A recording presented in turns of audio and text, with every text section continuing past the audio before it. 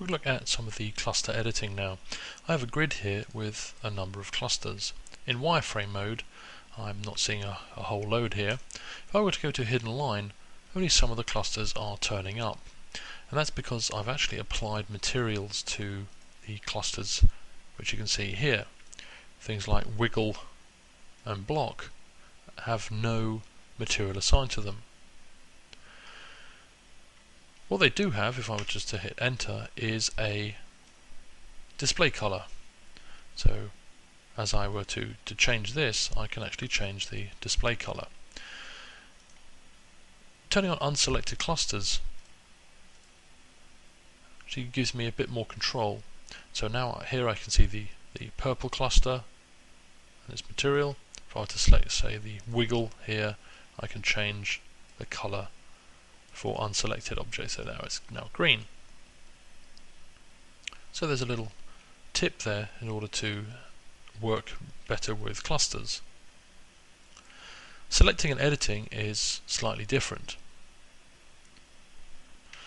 With the Explorer open, it's very simple for me to select individual clusters just from a list. With the object selected, I can hit cluster over here and again get my list. If I don't have this open, it becomes a little more tricky. Or does it? If I were to go inside polygon mode, each of these is in fact a polygon cluster. In order for me to select that cluster, all I have to do is hit in the selection tools cluster like so. And now when I select a part of that cluster, you can see, there we go, it's getting selected. So part of that cluster, and it's selected. Each of these is becoming additive. So for instance, if I were to select this cluster here and deselect this one, I can start to edit it. If I were to select polygon mode again, it's automatically still in cluster mode. So once I've selected the cluster I wish, deselected the ones I don't wish, I can simply take cluster off like so. And now I'm back in standard polygon mode. With these ones here, I can now say, right, I want to remove this selection from this cluster. So edit, remove from cluster. In fact, it does nothing, because if we were to look inside here, I haven't defined which cluster to remove from. Now, with the Explorer open again, I can hold down Control now and select green. You noticed up here it now says multi-2. That means I have two things selected. One was the components, and now I've added to that selection is the cluster. With this I can now say remove from cluster. And there we go, it's gone. I don't need this open, I can still use the cluster property up here to work in the same way. If I were to say add some of this, I can select cluster, hold down Control, select the other cluster there, and then add to cluster.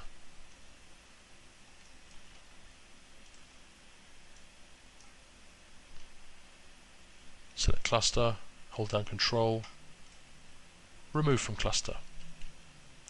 So using the cluster property when you're in a component mode is a very handy way to add and remove components from that cluster, as well as just select. Working with these clusters is not only useful for identifying selection sets, applying deformers or materials to it, but also for texturing, being able to isolate individual areas which will be defined in the texture editor for UV editing. When working with clusters, the selection, the addition and the removing, it has a bearing in the selection mode that you're in. So in extended or SI3D mode, I've been working with edges, polygons, and in this case the cluster selection filter up here. So now when I rectangular select, I will select that cluster. Middle clicking will deselect. If I'm in the standard XSI, which doesn't have any of these on, and I'm in polygon mode, when I middle click, I automatically select the cluster. This is very useful because I don't have to keep going to the cluster selection filter up here. But this is for rectangular selection. If I were in, say, polygon raycast selection, now when I middle click, I select the cluster, but I'm also selecting an individual point here, which means I have a double selection. To remove a single part of the polygon from the cluster, it certainly is convenient to select it this way, because I can always utilize the plus and minus key in the bottom right hand here. So if I remove that from the cluster, there we go. Otherwise, if I were to do things like have my polygon selected here, I will then middle click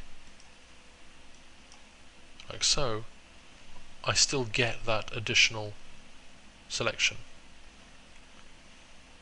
So after selecting my points here, let's say select these here, I will switch to rectangular select and now select my cluster. That will undo, so I will hold down Control, middle click, select my cluster, and now I can either add to or remove from the cluster. The little plus and minus is to the add or remove from cluster.